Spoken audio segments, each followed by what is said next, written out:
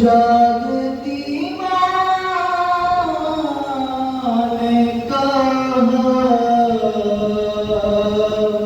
میری سکینہ سو جائے، آج اصغر کی جگہ میری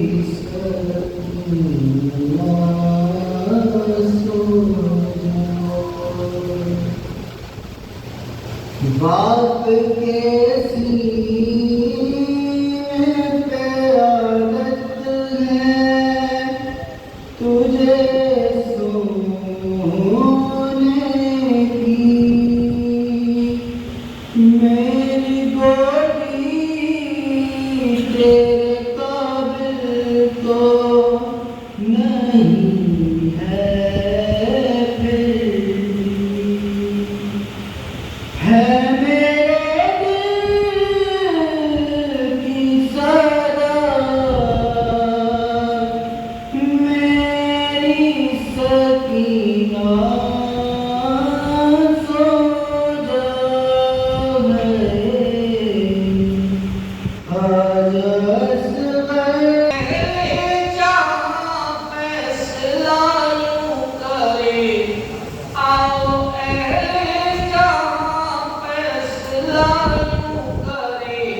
ساری دنیا تمہاری ہماری،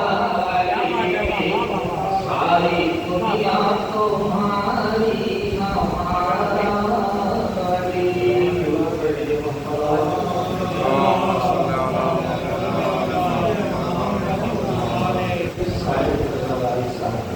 صبر کہتے ہیں درے آلے پیا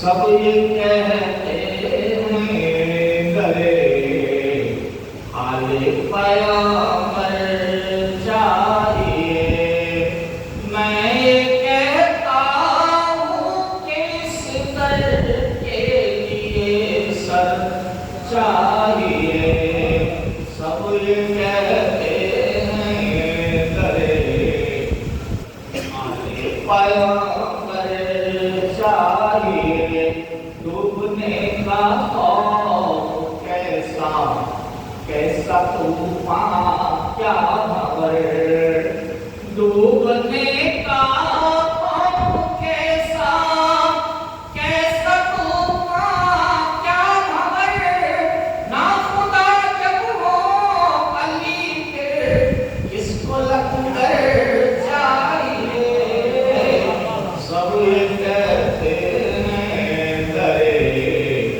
آلے پیغمبر چاہیے، جیسے میثم جیسے قمر، جیسے ہور جیسے جون، جیسے میثم جیسے قمر، جیسے ہور جیسے جون، کاتب تقدیر بس ویسا مقدر چاہیے، سب یہ کہتے ہیں درے آلے پیغمبر چاہیے، مانگنے سے تو نہیں ملتی غلامی کی سند، مانگنے سے تو نہیں ملتی غلامی کی سند، کچھ غلاموں سا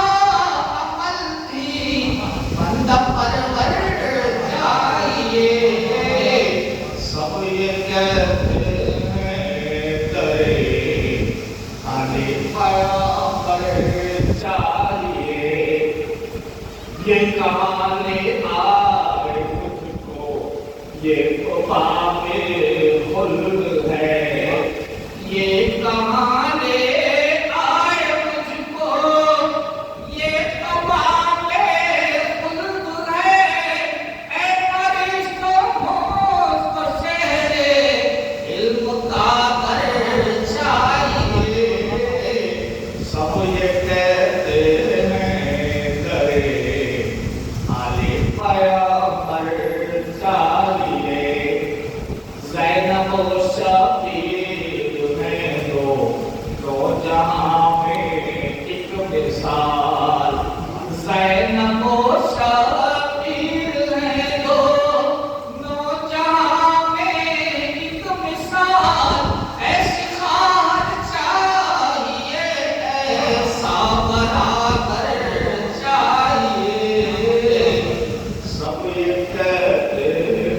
باتیں اللہ کرے پہنچا دو آپ کی سماعتوں پر کہ 1000 سر ہیں نمازیں جنہیں بچاتی ہیں. کیا بات. 1000 سر ہیں نمازیں جنہیں بچاتی ہیں. نماز کو جو بچائے وہ سر حسین کا ہے. کیا بات. نماز کو جو بچائے وہ سر حسین کا ہے. یزیدیت جو کہیں منہ چھپائے بیٹھی ہے خدا کا خوف نہیں اس کو ڈر حسین کا ہے. کیا بات. کیا بات. چار بچے اور آپ جناب بات جزاک اللہ. جزاک اللہ. دیکھیں اللہ کرے ہوں بر محمد و آل محمد. وہ جو بچپن ہی سے جرار نظر آتے ہیں. کیا بات.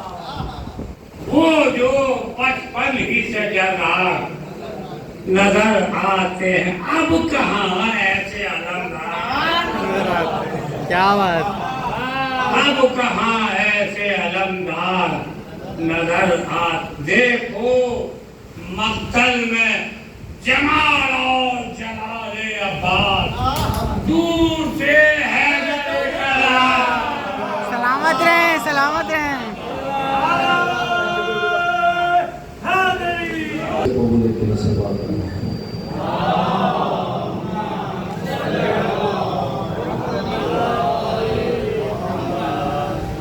أعوذ بالله من الشيطان الرجيم.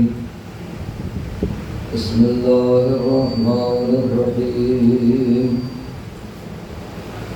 الحمد لله رب العالمين الذي خلقنا لعبادته والذي جعلنا من المتمسكين بولاية مولانا أمير المؤمنين والذي جعلنا من الباكين في أداء المظلوم. الحمد لله الذي جعلنا من المنتظرين لظهور حجته.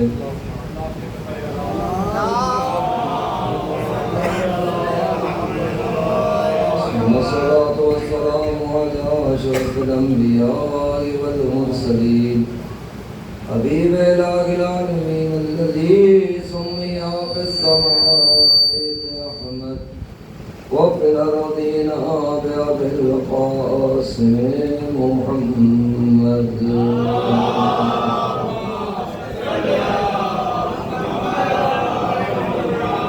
وعلى أهل بيته الطيبين الطاهرين المعصومين الذين أذهب الله عنهم الرجس وطهرهم تطهيرا.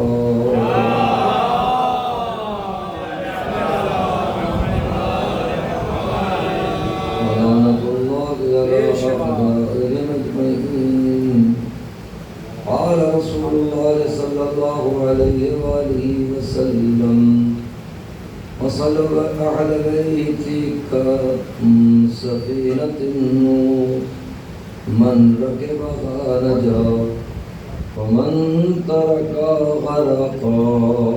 درود پر محمد علیہ.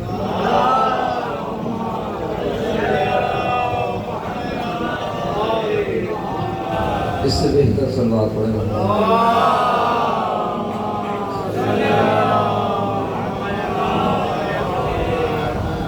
بزرگان محترم اور برادران عزیز، حضرت ختمی مرتبہ محمد مصطفیٰ صلی اللہ علیہ وسلم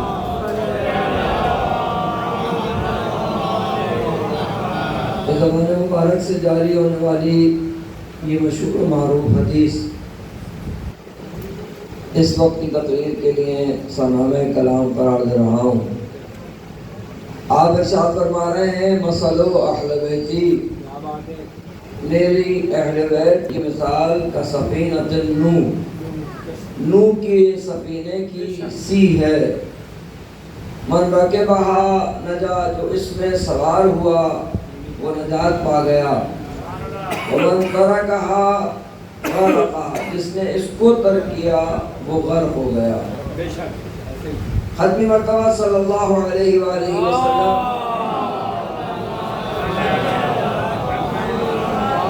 اس کی زندگی کے بہت سارے پہلو ہیں، جس پہلو کو میں اس وقت کے لیے آپ کی خدمت میں پیش کرنا چاہتا ہوں، بزرگوں کو درس لوٹانا چاہتا ہوں. وہ یہ ہے کہ پیغمبر صلی اللہ علیہ وآلہ وسلم کا جب ہم قرآن کی طرف رجوع کرتے ہیں تو قرآن نے جو تمام انبیاء کی ذمہ داریاں قرار دی ہیں ان کو دو حصوں میں کم از کم تقسیم کیا جاتا ہے. ایک وہ ذمہ داری ہے جو کلی ذمہ داری ہے، جس کے ضمن میں ساری جزئی ذمہ داریاں ہیں. آیا انبیاء کا کام کیا ہے، رسولوں کا کام کیا ہے، یہ جو ہادیان الہی ہیں، یہ جو اللہ سبحانہ و تعالیٰ نے ارسال فرمائے ہیں، ان کا کلی کام کیا ہے، اصلی کام کیا ہے. پھر اس کے ضمن میں بہت سارے کام ہیں جو قرآن نے بیان کیے ہیں. قرآن نے بہت سارا تذکرہ کیا ہے، لیکن جب اس کو سمیٹ کر ایک جگہ قرآن نے بیان کیا، بظاہر قرآن ہے، جب شاعر سمندر کو کوزے میں سمو سکتا ہے تو جو خالق کا شاعر ہو وہ جب باتوں کو سمیٹتا ہے تو کیسے سمیٹتا ہے. بس ابھی بات تو اب آئی گئی ہے تو سنتے چلے جائیں اب، تاکہ سمجھ میں تو آئے کہ وہ کہنے والا جو کہتا ہے کہ انا نقطۃ تحت البیان کا، یعنی اگر وہ یہ کہنے والے یہ فرما رہے ہیں کہ انا نقطۃ تحت البیان، صرف ایک لفظ کہہ کے بات آگے بڑھاؤں کہ جب وہ یہ کہہ رہے ہیں تو دونوں باتیں کہنا چاہ رہے ہیں. آپ کی سماعت کے حوالے کر رہا ہوں، جب بے لکھا جائے گا، جب بے لکھا جائے گا اور جب تے لکھا جائے گا تو بھئی یہ بے میں اور تے میں فرق کون کر رہا ہے؟ یہ جو بے کی صورت ہے اور جو یہ تے کی صورت ہے، ان دونوں کو آپ کیسے فرق کر رہے ہیں کہ یہ بے ہے یہ تے ہے نہیں مسئلہ. یہ بے کی صورت ہے، یہ تے کی صورت ہے، یہ تصویر بے کی ہے، یہ تصویر تے کی ہے. یہ ظاہر میں تو ایک ہی صورت ہے، ظاہر میں تو سے ہو تے ہو بے ہو. عربی کی بات کریں، اردو میں شامل کریں تو اور بہت سارے ہر پینٹ شامل کر سکتے ہیں، لیکن یہ بے میں اور تے میں صورت میں تو کوئی فرق نہیں ہے، صورت میں کوئی فرق نہیں ہے. بس اگر نیچے نقطہ ہو، عرض کروں گا نیچے نقطے کا معنی کیا ہے. وہ کہنے والا اگر کہہ رہا ہے کہ انا نقطۃ تحت البیان تو اس کا معنی کیا ہے؟ پہلا معنی کیا ہوا کہ جو تو تے کا نقطہ تھا یہ اوپر تھا، اور جب اوپر تھا تو یہ بے نہیں تھا یہ تے تھا. مجھے تے نہیں پہچاننا، مجھے تے کو تھوڑی پہچاننا ہے، مجھے تو بے کو پہچاننا ہے. ساری انسانیت کو اگر پہچاننا ہے تو قرآن کی ابتدا کو پہچاننا ہے، وہ تے سے نہیں ہے.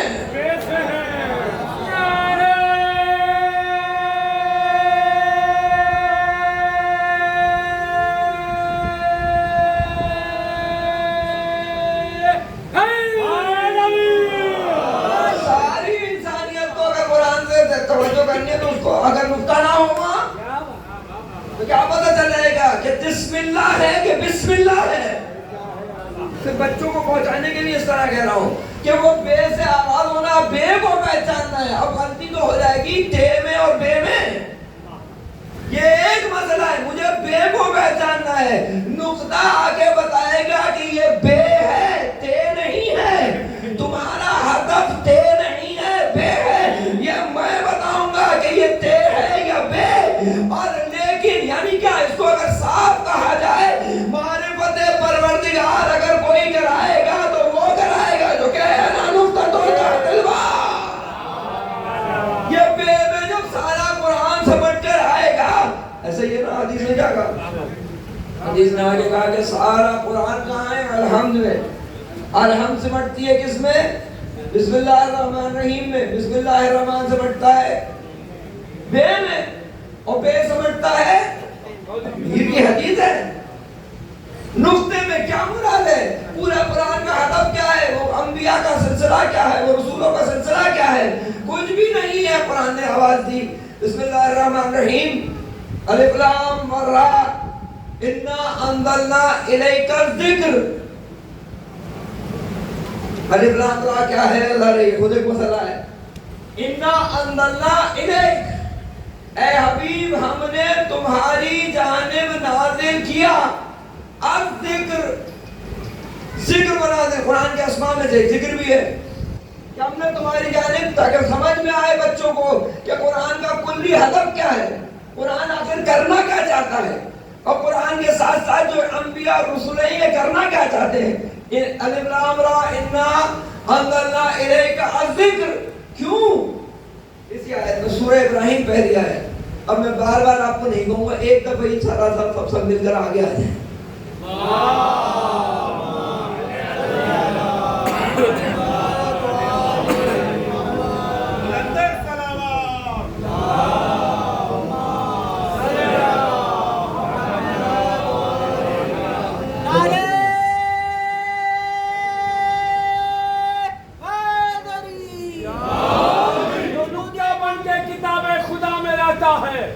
اسی کا ذکر صفحے انبیاء میں رہتا ہے، اور یہ کائنات بنی ہے علی کے لیے، تجھے خبر ہی نہیں تو کس ہوا میں رہتا ہے. میں کہنا رہا ہے علی. درود پڑھو محمد و آل محمد پر. قرآن کیا کہہ رہا ہے؟ قرآن یہ کہہ رہا ہے کہ اے حبیب ہم نے تمہاری طرف ذکر کو نازل کیا. کیوں؟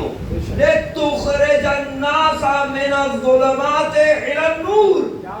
اللہ اکبر. پیغمبر کے لیے قرآن کیا کہہ رہا ہے کہ ہم نے تمہاری جانب قرآن کو اس لیے، ذکر کو اس لیے نازل کیا. کیوں؟ لِتُخْرِجَ، تاکہ تم قرآن اور کیا ترجمہ کریں گے لِتُخْرِجَ کا؟ یہی کریں گے نا کہ تم اخراج کرو. کس کا؟ اپنے زمانے کے لوگوں کا. یعنی پیغمبر کے زمانے میں جو کافر ہیں، مشرک ہیں، ان کی بات کرے گا کہ ان کو خارج کرو. لِتُخْرِجَ النَّاسَ، بہت توجہ جیسے آپ دے رہے ہیں. لِتُخْرِجَ النَّاسَ، ساری انسانیت کو، پوری ذمہ داری سے ترجمہ کر رہا ہوں. لِتُخْرِجَ النَّاسَ، سارے انسانوں کو. بچا کون؟ بچا کون؟ جب قرآن یہ کہہ رہا ہے کہ لِتُخْرِجَ النَّاسَ، سارے انسانوں کو کیا کرو؟ خارج کرو. کہاں سے؟ من الظلمات، ظلمات سے خارج کرو. داخل کیا کرو؟ الی النور. یعنی ساری انسانیت کو قرآن کا ہدف یہ ہے، اور قرآن خود نہیں کرے گا. لِتُخْرِجَ النَّاسَ، اے حبیب تم نے خارج کرنا ہے. قرآن کافی کا نعرہ لگانے والا اس آیت کا ترجمہ کرے.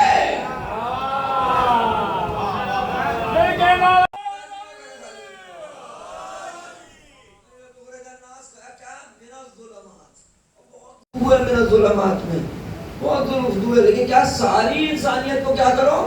ظلمات سے اخراج کرو. تو ظاہر اخراج کر کے کہاں لے جاؤ؟ ادخال نور ہے، نور میں داخل کرو. یہ الگ بات ہے. یہاں ظلمات جمع استعمال ہوا ہے، نور واحد استعمال ہوا ہے. یعنی بہت ہے گنجائش جن میں رکنا نہیں چاہ رہا اس لفظ کے اوپر. من الظلمات جمع استعمال ہوا ہے، نور واحد استعمال ہوا ہے. اس لیے کہ یہ چار چیزوں کے بنیاد پر ایک ہی نظر آتا ہے. سارے کے سارے جنہیں نکالنا ہے، یا مشرک ہیں، یا کافر ہیں، یا منافق.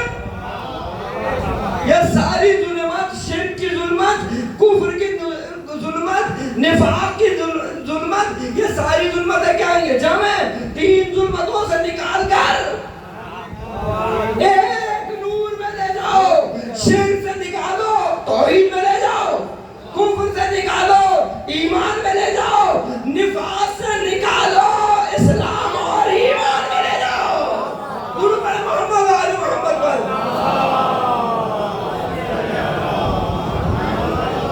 اب بتائیے، اب آپ چلیے قرآن کا کلیہ لفظ وہ ظلمات سے نکالے تو کیسے نکلے گا؟ ابتدا کیا ہے؟ قرآن کو سمجھانا ہے، قرآن نے نکالنا ہے.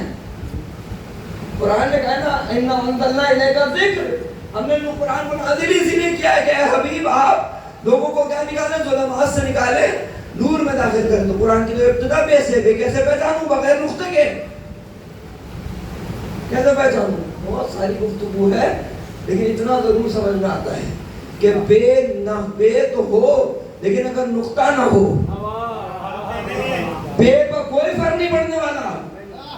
کوئی یہ سمجھے ہم بے پر کوئی احسان کر رہے ہیں اسے پہچان کر، بے پر کوئی فرق پڑنے، پوری توجہ، ہم بے پر احسان کر رہے ہیں کہ بے کو پہچانیں گے، اس پہ کیا فرق پڑنے والا ہے؟ وہ تو تھا کنتو کنزن مخفیہ، وہ تو خود کا خود خزانہ تھا، اس نے تو ہم پر احسان کیا کہ ہم اسے پہچانے.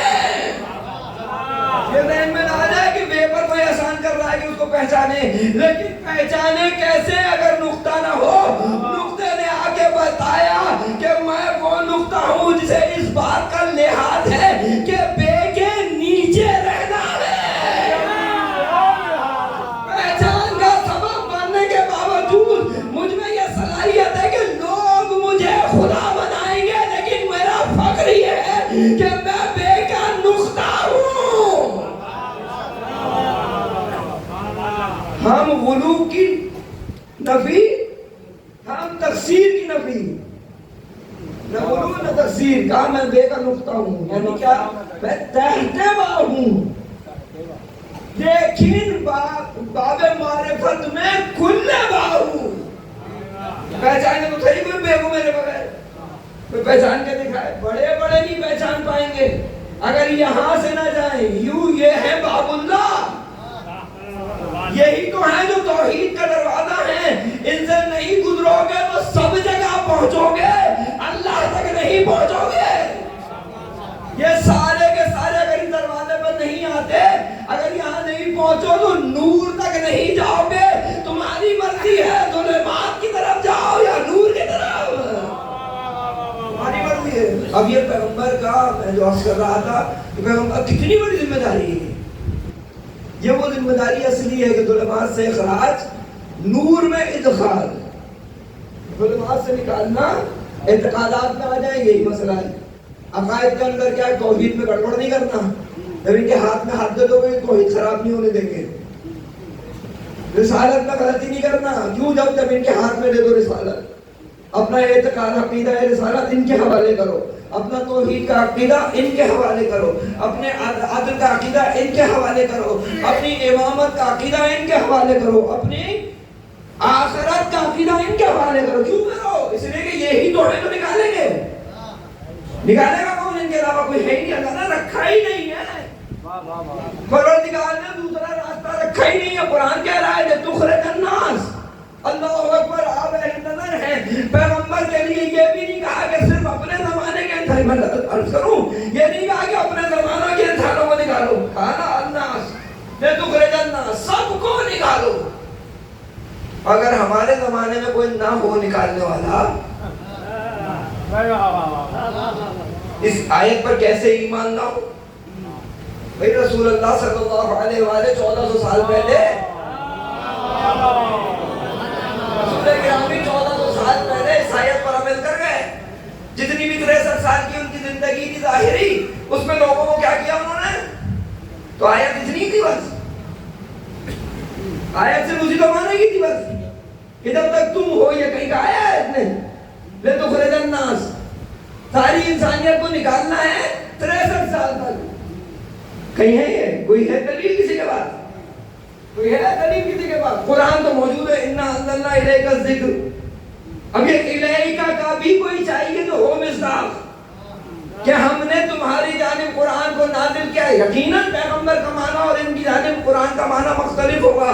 کوئی تو ہو جس میں یہ صلاحیت ہو، جس کی طرف یہ آیت اشارہ کرے کہ اپنے زمانے میں تم ہو کہ ہم نے قرآن کو نازل کیا ہے اس لیے. کوئی تو ہو، مجھے نہیں معلوم، بس وہی ہوگا جو شب قدر ملائکہ کے نزول کا مرکز بنتا ہوگا.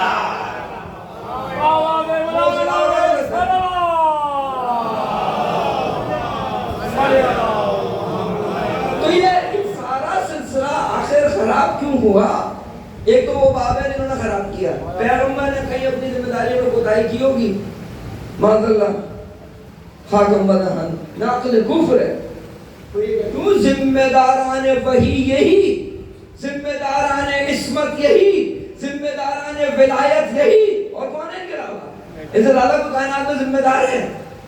دلیل کیا ہے کہ یہ ذمہ داران الہی ہیں کہ مقدمہ اگر بغیر مقدمے کے کہا جائے، جب پیغمبر نے 40 سال مکے میں تبلیغ کی، کون سی تبلیغ تھی وہ؟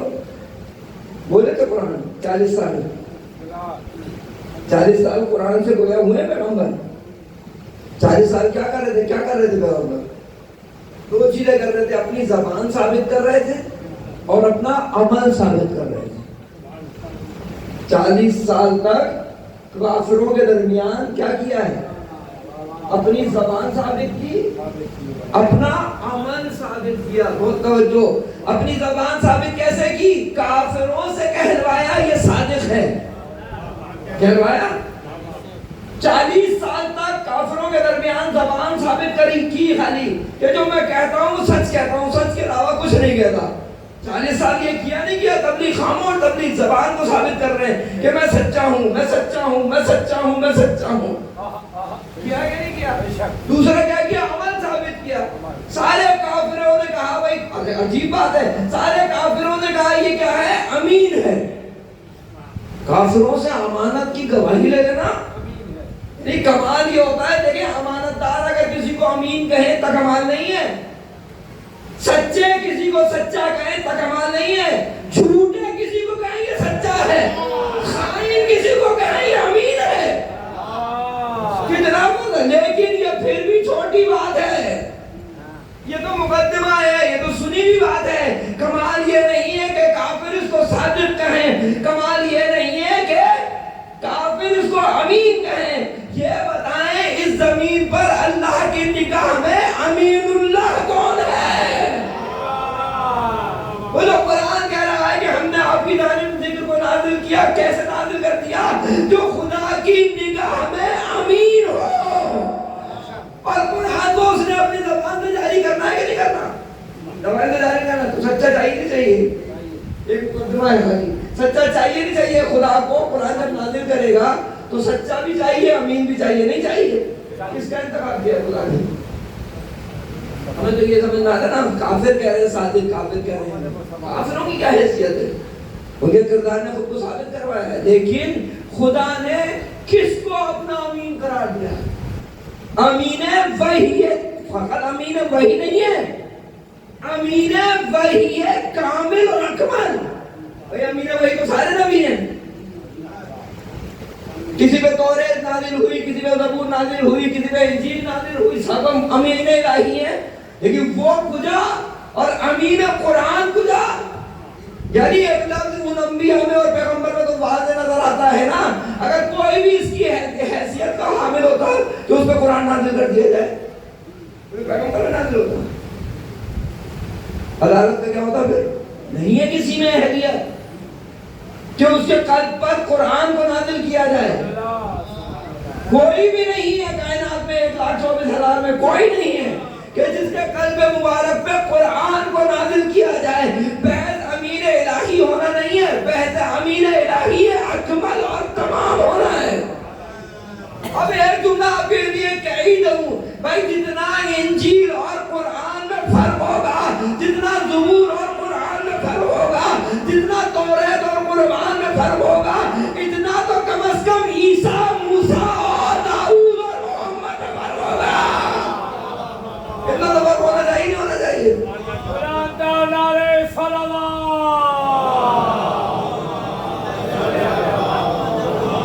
امین وحی تمام الہی رسول اکرم صلی اللہ علیہ وآلہ وسلم. یہاں تک بات یقیناً پہنچ گئی ہے. آپ اہل نظر ہیں، اہل علم ہیں، اہل فضل ہیں، اہل فضائل ہیں. اب آپ بتائیے امین وحی تمام الہی.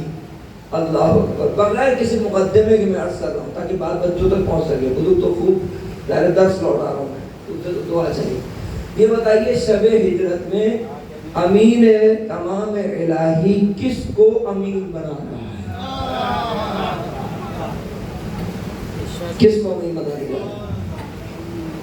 جب ہجرت کر رہے ہیں، پورا ٹاپک ہے ایک جملے میں. اس کو اگر یوں کہا جائے، پیغمبر ہجرت یعنی پیغمبر نے جو ہجرت کی ہے کسی خوف جانی کے لیے تھوڑی کی ہے. یہ ہو سکتا ہے کہ پیغمبر اپنے جان کے خوف سے ہجرت کر رہے ہیں؟ جس کو پالا ہے وہ نہیں ڈر رہا. پیغمبر کو جان کا خوف ہو ہی نہیں سکتا. پیغمبر صلی اللہ علیہ وآلہ کو جان کا خوف کیسے ممکن ہے؟ دیکھیے پیغمبر صلی اللہ علیہ وآلہ جب وہ ہجرت کرنے جا رہے ہیں تو پیغمبر صلی اللہ علیہ وسلم نقل فرماتے ہیں کہ پیغمبر صلی اللہ علیہ وآلہ نے حالات ایسے ایجاد کیے. یعنی پیغمبر صلی اللہ علیہ وآلہ نے یہ 40 سال کے بعد جب اعلان کا حکم ہوا کہ اب اعلان حق کرو، الگ اعلان کہو لا الہ الا اللہ. یہ بہت آسان ہے آج کے زمانے میں سمجھنا، اس زمانے میں صرف ایک دفعہ لا الہ الا اللہ کہنا. جہاں 360 کو پوجنے والے موجود ہوں وہاں پہ یہ کہا جائے لا الہ. اور آپ کو پتا ہے یہ بتوں سے زیادہ مخالفت، بت مخالفت کریں گے کیا؟ بت مخالفت کر سکتے ہیں؟ کون کرے گا مخالفت؟ یا عام عوام مخالفت کرے گی؟ کون مخالفت کرے گا؟ یعنی یہاں میں پوچھ لوں آپ سے سوال، ممکن ہے یہ ابو سفیان، ابو لہب، ابو جہل جیسے لوگ یہ بتوں کو مانتے ہوں؟ عام طور پہ کیا سمجھتے ہیں؟ انہیں بت پرست ہیں بت پرست، لیکن جو مٹی کے تاغ میں رکھے ہوئے بت ہیں انہیں پوجیں گے، یہ خدا سمجھیں گے انہیں؟ ہو سکتا ہے یہ؟ میں نہیں مانتا. تو یہ بات دلیل ہے تو آگے بعد میں بات کریں کہ یہ کہیں کہ بھائی میں واقعی طور پر اس بت کو، پتھر کو خدا مانتا ہوں. ہو نہیں سکتا. صرف اپنی خدائی کے لیے ایک وسیلہ سمجھتے ہیں. یہ جو بدماش لوگ ہوتے ہیں نا، جو حق کو آگے نہیں بڑھنے دے رہے ہوتے ہیں، حق کی راہ کی رکاوٹ بن رہے ہوتے ہیں، یہ بتوں کو نہیں مانتے ہیں. یہ لوگوں کو یہ دکھا رہے ہوتے ہیں کہ یہ ہمارے خدا ہیں. کیوں؟ ویسے بھی چپ چاپ خدا میں تو ویسے ہی کوئی مسئلہ نہیں ہے. خاموش سنیے، خاموش خدا میں کوئی مسئلہ نہیں ہے، خاموش خلیفہ میں کوئی مسئلہ نہیں ہے. جو روکے اس سے پرابلم ہوگا، اس سے پرابلم ہوگا جو روکے. آپ کا کیا خیال ہے؟ یہ جو فیوڈلز سے اس زمانے کے یہ سارے کے سارے یہ پتھروں کو بتوں کو مان سکتے تھے؟ نہیں مانتے تھے. یہ خالی اپنے لیے استعمال کرتے تھے کہ بھئی ان خاموش خداؤں کے ذریعے سے ہماری خدائی چلے گی. اب آپ کو سمجھ میں آئے گا نا اس زمانے میں بھئی پتھر کے بت کو تو ویسے کوئی مسئلہ نہیں ہے، لا الہ کہو نہیں کہو، اس میں کیا پرابلم ہے؟ ویسے اگر اس سے پوچھا جائے تو ویسے ہی وہ سمجھ رہا ہوگا کہ میں غلط جگہ آ گیا ہوں. اسے بہت برا لگتا ہوگا، پتھر کے بت کو بہت برا لگتا ہوگا، کیونکہ اللہ کی مخلوق ہے. وہ کبھی بھی نہیں چاہے گا کہ اس کے آگے کوئی شرط، کیونکہ وہ مخلوق ہے نا جو بغیر اختیار کے اللہ کا عبد ہے، تو وہ تو کرے گا بھی نہیں. تو یہ جو آگے نہ وہ ہے تیار، نہ اس کو پرابلم ہوگی جب پیغمبر کو لا الہ کہیں گے، نہ عام عوام کو کوئی بہت زیادہ مسئلہ ہونا چاہیے. وہ تو عام عوام تو ویسے ہی رئیسوں کے پیچھے چل رہے ہوتے ہیں. الناس علی دین ملوک، لوگ اپنے بادشاہوں کے دین پر ہوتے ہیں.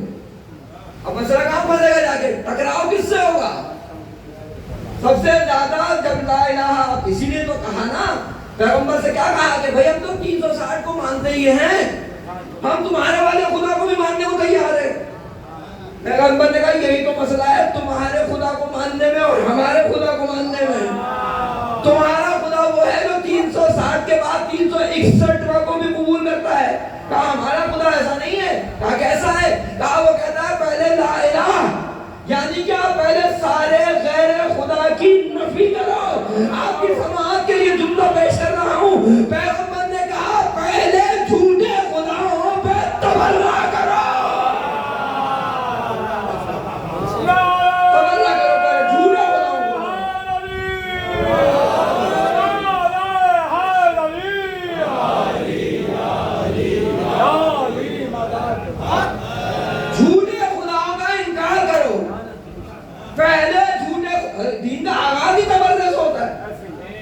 پہلے تبرہ کرو، پہلے انکار کرو. کس کا؟ غیر خدا کا، نہ بت کا نہ کسی اور کا. اب جیسے ہی یہ کریں گے تو کیا ہوگا؟ بھائی یہ جو جھوٹے خدا یہاں بت کی صورت پر رکھے ہیں یہ ہٹیں گے؟ ہٹیں گے نہیں ہٹیں گے؟ ہٹیں گے نہیں ہٹیں گے؟ اس کے پیچھے نقصان کیا ہوگا؟ چڑھاوا. چڑھاوے سے سادہ مسئلہ خدائی کا ہے، انسانوں پر اپنے حکم کو رائج کرنے کا ہے. ان پتھروں کا مسئلہ نہیں ہے، یہ سارے انسان ہماری بات مانے، جس کو فرعونیت کہتے ہیں. کسی بزرگ کا جملہ ہے، انہوں نے کہا لا الہ الا اللہ کا ترجمہ یہ کرنا بھی مشکل ہے لیکن اس سے آسان ہے جو میں کہنے جا رہا ہوں. انہوں نے کہا کون سا ترجمہ؟ کہا جو عام لوگوں کے ذہنوں میں تھا کہ کوئی معبود نہیں ہے سوائے اللہ کے. یعنی کیا میں تیار نہیں ہوں کسی غیر خدا کے آگے جھکنے کے.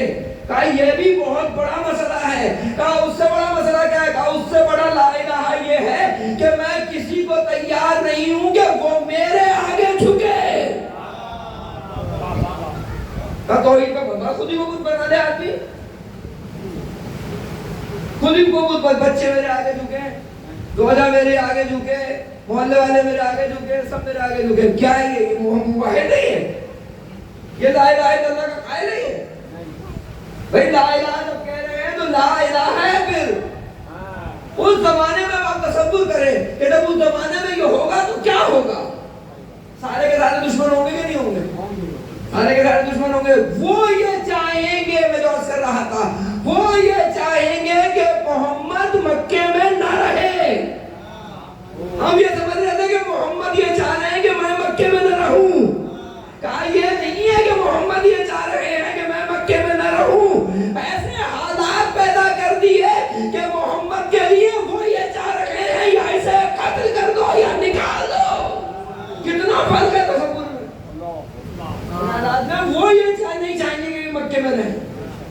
اب دادا مکہ چھوڑیں گے تو بہت کچھ ہے اس کے اندر. میں عرض کر رہا ہوں پیغمبر نے کیا کہا پوری میں بغیر ہجرت پڑھے پیغمبر نے کیا کہا یا علی آج ایسا ایسا ایسا منصوبہ ہے. منصوبہ بھی اب وہ کیسا منصوبہ ہے جب یہ طے ہو گیا کہ کسی طریقے سے نہیں روک سکے. گئے تھے نا جناب ابو طالب علیہ السلام کے پاس کہ اپنے بھتیجے کو روکو. بھئی آپ روک لیں، اگر ابو طالب کی مکے میں کوئی حیثیت ہی نہیں ہے آپ کو کیوں نہیں روک رہے؟ کہا ہم تھک گئے ہیں اس لیے ابو طالب کے دروازے پہ آئے ہیں.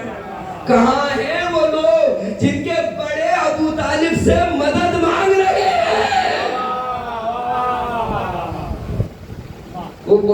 پیغمبر کے پاس گئے، پیغمبر نے کیا کہا میرے ہاتھ میں چاند رکھ دیا جائے، سورج رکھ دیا جائے. سب کر چکے ہیں نا، سب کر چکے ہیں. اس کے بعد اب یہ کیا کہہ رہے ہیں؟ اب یہ طے کرتے ہیں کہ اب یہ سوائے قتل محمد کے مسئلہ حل ہونے والا نہیں ہے،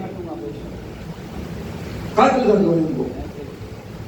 تو بھائی اتنے سارے قبیلے بیٹھے تھے، کوئی بھی ایک جوان کو کہتے خود نہیں کیا، ایک بھی خود نہیں کیا.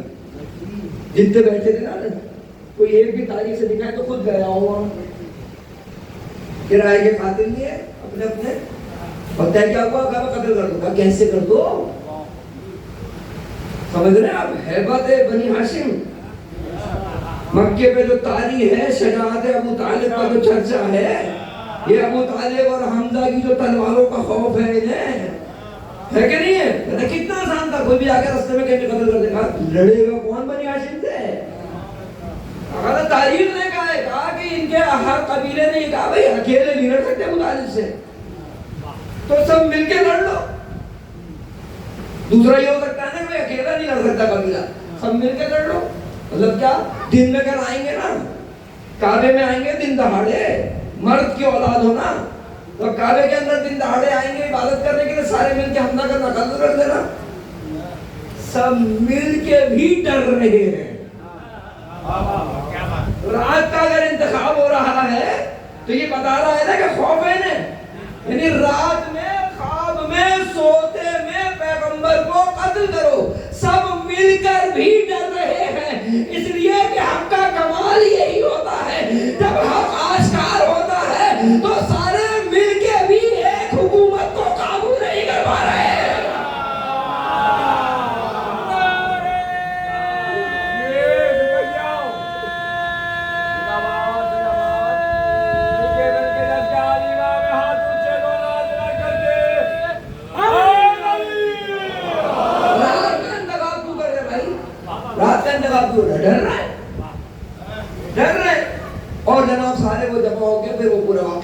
گھر کا گھیراؤ کیے کھڑے، گھر کا گھیراؤ کیے کھڑے، پیغمبر کا گھر پر قتل کا منصوبہ ہے، دیوار سے اونچک اونچک کے دیکھ رہے ہیں، صحن خانہ میں اندر نہیں جا رہے، چلے جاؤ نا، کیا ہے اتنے سارے کھٹے ہو کے بھی نہیں جا رہے، گھر کے اندر آنے کے بعد بھی خوف ہے، کس چیز کا خوف ہے؟ آگے پوچھے نا تاریخ دانوں سے، آگے کون سی چیزیں تو روک رہی ہے اب بھی؟ منصوبہ بنا کے آپ یعنی حملہ کرو، تمہارا تو وتیرہ ہے حملہ کرنا، شب خون مارنا تمہارا تو کام ہے، کیوں نہیں مار رہے؟ ارے بھائی پتہ نہیں کیا ہو، میں اپنی زبان میں کہوں پتہ نہیں حمزہ اندر نہ ہو، ہاں ابو طالب اندر نہ ہو، خود علی نہ ہو، خوف ہے، باقاعدہ خوف ہے۔ اب وہ جب جو روایت کہتی ہے پیغمبر نکلے، ہجرت کی رات ہے، پیغمبر پر آیا تھا کہ اب نکلو، مولا کائنات نے ایک ہی جملہ کہا تھا نا، میرے بستر پر لیٹنے سے جان بچ جائے گی، آپ کی جان بچے گی کہ نہیں بچے گی؟ اللہ اکبر، جو امین اللہ ہو اس کی کوئی امانت داری اور حفاظت کرے، امین اللہ کی حفاظت کون کر سکتا ہے سوائے وہ جو خود امین اللہ ہو، اور کون کر سکتا ہے؟ امیر المومنین نے کہا ٹھیک ہے، امیر المومنین علیہ السلام لے گئے۔ اب جو روایت کہتی ہے کہ پیغمبر جب نکلے، کہاں سے نکلے؟ دروازے سے نکلے۔ ہم دو ہی راستوں سے جاتے ہیں، یا خدا دروازہ کھول دے دیوار میں، یا دروازے سے ہی جائیں گے، ہم وہ لوگ نہیں ہیں جو دیواروں سے جائیں، اور پھر یہ تو ہمارے سید و سردار ہے، کیسے چلے گئے؟ تو کیسے چلے گئے لوگوں کے ساتھ نرغے میں؟ روایت یہ کہتی ہے کہ اس وقت پیغمبر نے ایک مٹھی خاک اٹھائی، سورہ یاسین کی آیت پڑھی کہ پروردگار ان کو اندھا کر، اور یوں پھینکی مٹی ان کی طرف، اندھے ہو گئے، نکل گئے۔ آپ کے لیے کہوں یوں پھینکی تراب، تراب نے کیا کیا؟ ان کو اندھا کر دیا، یعنی کیا؟ تراب بھی بچا رہی ہے، ابو تراب بھی بچا رہے ہیں،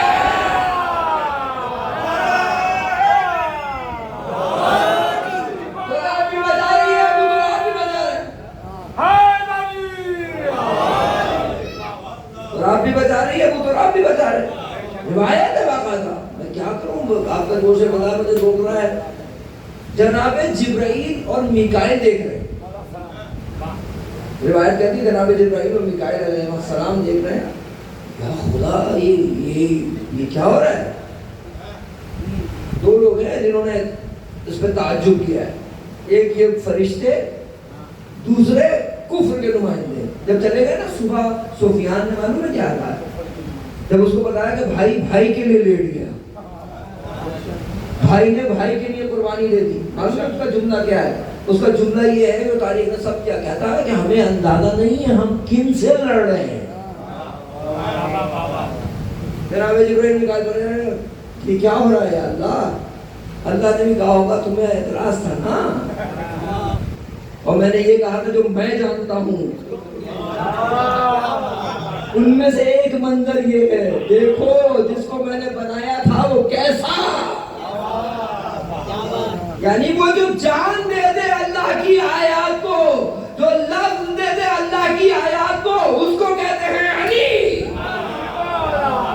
اب میکائیل اور کہا تم نیچے چلے جاؤ، دونوں حفاظت کے لیے نیچے چلے جاؤ، جناب جبرائیل اور جناب میکائیل۔ اب پریشانی کی بات ہے، کیا بات ہے؟ ایک نے سرہانے کھڑا ہونا، علامہ نقل نے بیان کیا ہے، کہا ایک نے سرہانے کھڑا ہونا، ایک نے پائکی۔ اب ایک سردار ہے فرشتوں کا، دوسرا تو نہیں ہے فرشتوں کا، کیا کریں؟ علامہ نے کہا یہ بحث ہی نہیں ہے یہاں کہ جو سر پہ کھڑا ہوگا وہ فضیلت پا جائے گا اس لیے کہ علی کے سر کی طرف ہے، جو پیر کی طرف آئے گا وہ اس کا رتبہ جو ہے اس لیے کہ پیر کی طرف ہے۔ کہا یہ پیر کا سر کا عام انسان نہیں ہے، یہ اس کا سر بھی اتنا ہی با فضیلت ہے جتنے اس کے پیر۔ یہ علی ہے، یہ علی ہے۔ اب وہ جو جناب امیر کے پاس آئے، جب وقت آیا تو اب جو چادر ہٹائی، رک گئے، بھئی اسے قتل کر دو، بھئی انہیں قتل کر دو، ٹھیک ہے محمد نہیں ملے صلی اللہ علیہ وآلہ، انہیں قتل کر دو۔ مولا کائنات سو رہے رہا ہٹائی, دیکھا کہ علی محمد نہیں ہے. عجیب ہے, تصور کریں بغیر کسی, اس میں تفکر کی ضرورت ہے. بلا وجہ نہیں ہے یہ ساری چیزیں, بلا وجہ تھوڑی ہے. مولا کائنات نے پوچھا محمد کہاں ہے؟ چاروں طرف تلواریں ہیں. یعنی بستر پر کوئی تاریخ نے نقل نہیں کیا کہ مولا کائنات پر نیند کے علاوہ کوئی آثار اضطراب آیا ہو. تلوار ہاتھ میں ذوالفقار تھوڑی ہے, بستر پر ہیں اور چاروں طرف سے وہ تلواریں لیے بستر پہ کھڑے ہیں, لیکن جو ڈر جائے وہ علی کے ساتھ. علی بستر پر بھی ویسے ہی بہادر ہے جیسے جنگ میں علی علیہ الصلوۃ والسلام.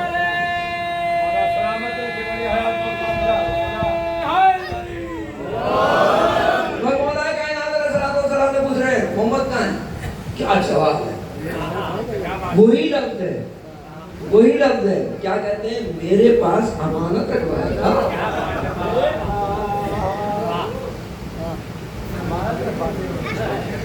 میرے پاس, اور میں نے تمام کیا. پیغمبر جب گئے ہیں, جہاں سے میں نے بات شروع کی تھی بات تو کہیں نکل گئی, کہ پیغمبر جب گئے ہیں جو امیر اللہ تھے, ذرا سوچئے امیر المومنین کو کیا کہہ کے گئے تھے؟ دو چیزیں کہہ کے گئے تھے, یہ کفار کی امانتیں ہیں. کیا ہیں؟ کفار کی امانتیں ہیں. یہ فاطمیات ہیں جو ناموس ہے پیغمبر کی. سارے کے نام میں فاطمہ تھی جو مستورات رہ گئی تھی. ناموس پیغمبر, کفار کی امانتیں. مجھے نہیں معلوم کہ پیغمبر کے بعد خلیفہ کس نے بننا چاہیے. جو پیغمبر کفار کی امانتیں علی کے علاوہ کسی کو نہ دے, وہ جب دنیا سے جائے گا تو یہ دین کس کے حوالے کر کے جائے گا؟ جو کفار کی امانتوں کے لیے بھی قائل نہ ہو, وہ امین اللہ الہی وہ قرآن کس کے سپرد کر کے گیا ہے؟ ہمیں بتاؤ یا ہم سے پوچھو. امانت دار الہی بنے علی دوسرا, یعنی امانت دار الہی بنے. اور پھر مستورات کو لے کے اگلے دن مولا کائنات وہاں سے چلے. مولا کائنات وہاں سے چلے اگلے دن, امانتوں کو لوٹایا کفار کی. کوئی ایک تاریخ نہیں کہ کسی کافر کی امانت علی لے گئے اس وقت. ایسے حالات میں کہ دشمن ہوں, درپے ہوں, قتل کا منصوبہ تیار ہو, امانت لوٹا ہے, امانت لوٹا ہے. خاتمیات کو لے کے چلے. روایت کیا کہتی ہے؟ روایت یہ کہتی ہے کہ مولا کائنات جب باہر نکلے ہیں, کسی بدبخت نے, منحوس نے اس اونٹ کو بتکایا جس پہ حضرت زہرا تھی.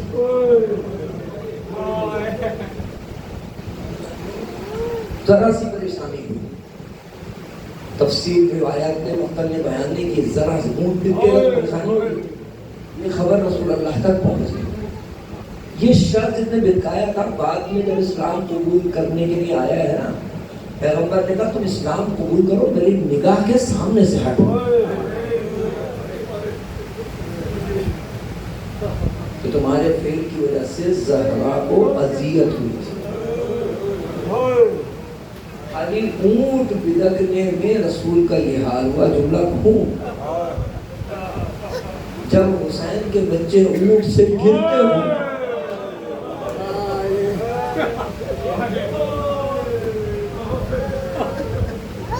کیا حال ہوتا ہوگا رسول اللہ کا, کیا حال ہوتا ہوگا امام سجاد کا.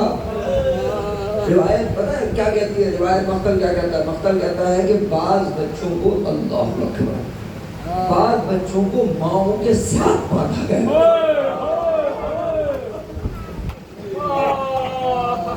سب کو کرو بندی دو. اور یہ عرب جو دشمنان اہل بیت ہوتے ہیں نا, یہ اتنے بغضی ہوتے ہیں. آج بھی آپ نے دیکھا ہوگا, اگر انٹرنیٹ پہ جا کے دیکھیں, باقاعدہ عربوں میں ایک بہت بڑا کھیل ہے, یہ بڑے بادشاہ لوگ کھیلتے ہیں. پتہ کیا ہے ان کو؟ بڑا مزہ آتا ہے. کیا مزہ آتا ہے؟ کہ اونٹ جتنا تیز دوڑے اس کو وہ بہت بہت پسند کرتے ہیں. اونٹ کو تیز دوڑانے کے لیے معلوم ہے کیا کرتے ہیں؟ معصوم بچوں کو اونٹ کے پیٹ کے نیچے باندھتے ہیں. وہ کیا ہوتا ہے جب اونٹ چلنا شروع ہوتا ہے تو بچہ چیخنا شروع ہوتا ہے. جتنا بچہ چیختا ہے اتنا اونٹ تیز دوڑتا ہے. کہوں وہ جملہ بچوں کو خالی ماؤں کے ساتھ نہیں باندھا ہے, بعض بچوں کو اونٹ کے پیٹ سے. حسین ابن علی کے بچے ابھی میں اس بات پہ آ گیا ہے, آپ بالکل آمادہ ہو گئے. 2-3 منٹ مجھے اور دیں کہ میں اس بات کو شروع سے کہوں. یہ بتائیے آپ نے کبھی سنا ہے کہ حسین ابن علی کے ساتھ آنے والے بچوں کی تعداد کتنی تھی؟ مختر میں بیان نہیں کی. کثیر تعداد میں بچے ہیں جو امام حسین کے ساتھ مدینے سے تشریف لائے. بہت بڑی تعداد ہے جو آخر تک شام غریبہ تک امام حسین کے ساتھ رہی ہے. کہوں مدینے کتنے بچے واپس پہنچے؟ مختل کہتا ہے صرف ایک محمد باقی. کہاں گئے حسین کے بچے؟ کہاں کہاں چلے گئے حسین ابن علی کے ساتھ آنے والے بچے؟ شام غریبہ میں معلوم ہے, شام غریبہ میں جب خیام کو جلانے آئے ہیں تو لشکر کا ایک حصہ وہ تھا جو پیادہ تھا, دوسرا وہ لشکر کا حصہ تھا جو گھوڑوں پر خیموں میں داخل ہوئے. سوچئے جب خیموں میں گھوڑے سمیت داخل ہوئے ہوں گے تو مقتل کہتا ہے کتنے بچے تو حسین کے خیموں میں گھوڑوں کی ٹاپوں کے نیچے شہید. اللہ اکبر, کتنے بچے حسین کے مقتل میں نہ جانے. کوئی گھوڑے کی ٹاپ کے نیچے آیا اور کوئی اونٹ کے پیر کے نیچے آیا. جب کوفے سے شام گئے ہیں نہ جانے کتنے بچے شام میں مارے گئے. ایک جملہ کہوں, جب بچہ اونٹ سے گرتا تھا ماں کہتی تھی جا میرے لال, بچہ کہتا تھا ماں میں گر گیا. پورے راستے قبور موجود ہے حسین کے بچوں کی. اللہ اکبر, جب حسین کے بچوں کی بات آتی ہے, آپ امام سجاد کو رو رہے ہیں نا مسلسل, امام سجاد کا حق کہاں ادا ہو سکتا ہے. لیکن ایک سوال کروں آپ لوگوں سے, یہ بتائیے ایک جوان بھائی کے لیے کتنا سخت ہوگا جب اس کی 4 سالہ بہن کو اس کے سامنے کوئی تماچے مارے, اس کے سامنے اس کے گوشوارے چھینے.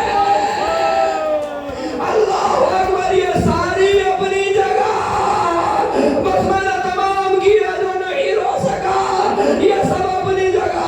میں مختصر بیان کر کے جوڑ دوں اس کو. جب امام حسین کو 13 محرم کو امام حسین کو جب دفن کیا ہے نا امام سجاد نے, ہم تو سن رکھا کہ معجزے سے آئے. امام سجاد کربلا میں امام حسین کو دفن کرنے کے لیے معجزے سے آئے, اور جب معجزے سے آئے تو امام حسین کو معلوم ہے کیسے دفن کیا. سب چھوڑا میں نے, آپ رو چکے ہیں, صرف ایک دفعہ اور روئیے, چیخ مار کے روئیے کہ امام حسین کو معلوم ہے کیسے دفن کیا. قبر میں جب بابا کو لٹھایا, سید سجاد کا دل بھرایا. سید سجاد نے بابا کی کٹی ہوئی رگوں کو جمع کیا, گردن پر بوسہ دیا, باہر نکلے سید سجاد, قبر بنا رہے ہیں سید سجاد. لیکن میں عرض کروں, سید سجاد قبر تو بنا رہے ہیں, لیکن جیسے کیونکہ جو معجزے سے آئے ہیں نہ ہاتھوں میں ہتھکڑی ہے, نہ پاؤں میں بیڑی ہے سید سجاد کی. بابا کی تو قبر بنا ڈالی, لیکن جب زندان میں 4 سالہ کی قبر بنائی, ارے میت کو اٹھائے کیسے, میت کو اتارے کیسے, لیے کھڑے ہیں قبر سے 2 ہاتھ برابر ہوئے. ارے میرے لال سید سجاد, میری امانت.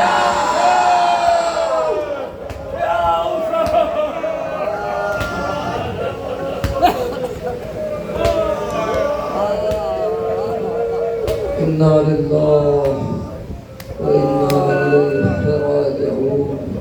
मोहतरम हुसैन।